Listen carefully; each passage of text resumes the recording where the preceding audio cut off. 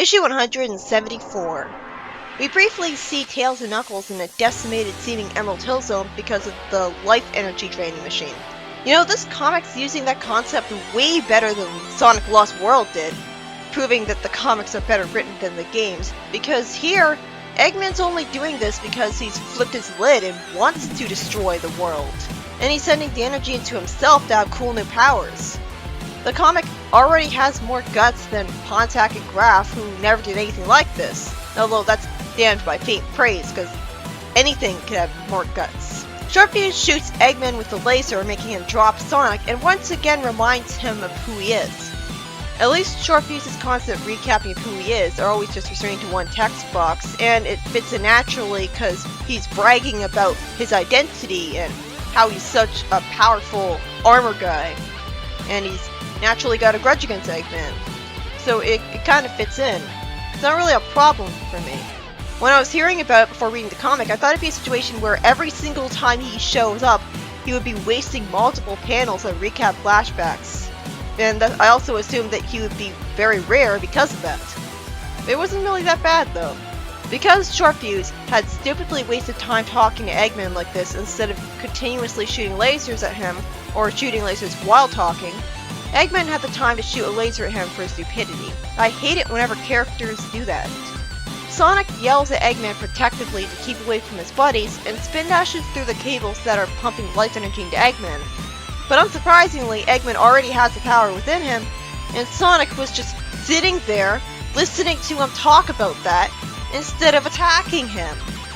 As a result, Eggman punches Sonic into the metal wall, making it crack, saying that he's faster than Sonic now. Then Eggman starts draining Amy and Techno's life force to make them get old and wrinkly, as he brags that he's omnipotent again. This is so cool, by the way, since this is a universe where magic and science are interchangeable. It's awesome that Eggman gets a taste of magic to change things up for the story, even though he doesn't deserve to have it.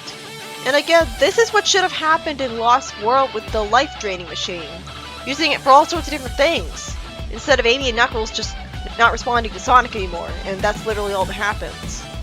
Sonic dodges a laser, and Eggman hits the floor to make it crack. Techno tells Shortfuse that if that machine granted Eggman his wishes, it could work for someone else too. Just as Eggman grabs Sonic, he starts to lose power because Shortfuse has wired himself to his machine to make the device reverse the damage he's done. Sonic then punches Eggman to a wall with smoke behind it, saying cathartically, "Now who's the fastest?" Of course this won't kill him, why would it? After Shortfuse says the strain is too much, he succeeds and his cybernetic armor explodes to free him of it after he's finished what he wanted to do. Armor that was consistently shown to be impossible to break, and it explodes just now. Well, that's convenient. So hopefully this will be permanent this time and get him to shut up about how Eggman gave him an awesome suit already. With Tails and Knuckles looking tired and sweating, they see flowers growing from the ground as the sky's all red and orange above them, and Amy says the cavern the heroes are all in is going to collapse with them in it. Sonic grabs them and runs out of there with sonic speed, and for some reason Eggman expects Grimer to help fix his machine when he has no reason to. Grimer says it's not safe to stay here, and some rocks start falling towards the both of them. But I know they're alive later in the comic, so don't patronize me, comic. We then see the heroes back on Mobius with it returned to normal. Techno says she could always build Shortfuse new armor, and the story ends with Sonic looking forward to new adventures. Lou Stringer wrote this story, and he did so much better with the whole Eggman has a life-draining machine concept than Lost World would go on to do with Pontac and Graf, though they did want to do more with the story, and executives just forced them to not be as epic and stuff. Why? Because it has more to it. Eggman gives himself new powers to beat Sonic in a fight easier, making him faster than him. And we see the world's sky turn orange and red with a volcano erupting behind Knuckles and Tails. And then Eggman tries to drain Amy and Techno's life, which makes them old. Somehow he doesn't think to keep doing that and kill them. Then Shortfuse, thanks to Techno's advice, wires himself up to the cables of life energy to reverse all of the damage Eggman did to Mobius.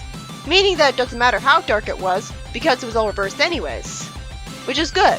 Also, it's also good that Shortfuse was the one who saved the day, because, like, that's refreshing.